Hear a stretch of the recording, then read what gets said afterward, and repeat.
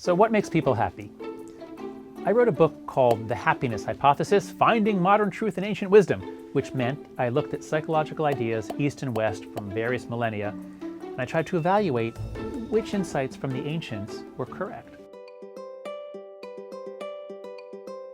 What I found is that many people think that happiness comes from getting what you want, but most people who've thought about the matter know that when we get what we want, it feels good, but only for a very short time. That doesn't bring us lasting happiness. The more common view is that happiness comes from within.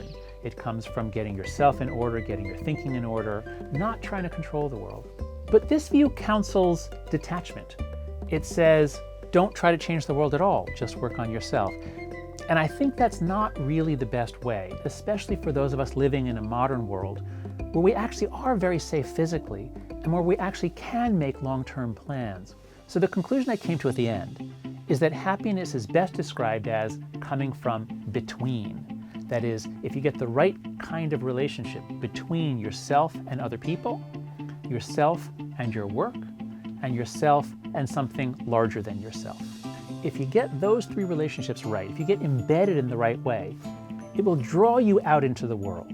It will engage your passions. It will give you the kind of support that you need and want, and it'll give you a sense of meaning and purpose in life. So once you see this, once you see that you've got to get your relationships right, what do? Well, yourself and others. There's a lot of research in positive psychology showing that gratitude, cultivating gratitude, expressing gratitude, strengthens relationships. In some studies, expressing gratitude has the same effect, elevating mood, as taking Prozac. Trying to create a group of friends, don't just focus on one romantic partner. Focus on finding a group of friends who hang out and do things together. Second, yourself and your work. If you want to find the right job for you, it helps to know what your strengths are.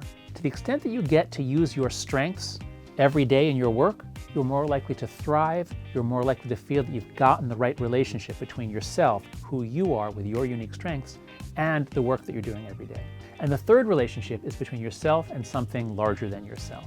The happiest people are people who are deeply embedded in a community. It can be a religious community, it can be a professional community, it can be their neighborhood. People thrive when they're not just individuals with a lot of freedom floating around. Even though they often think they want that, they tend to be happiest when they're embedded in a group, in a community, especially if it's one that has values that they respect, as though you're on a team pursuing a noble end. That is a recipe for doing about as well as a person can do. Love, work, and a connection to something larger than yourself.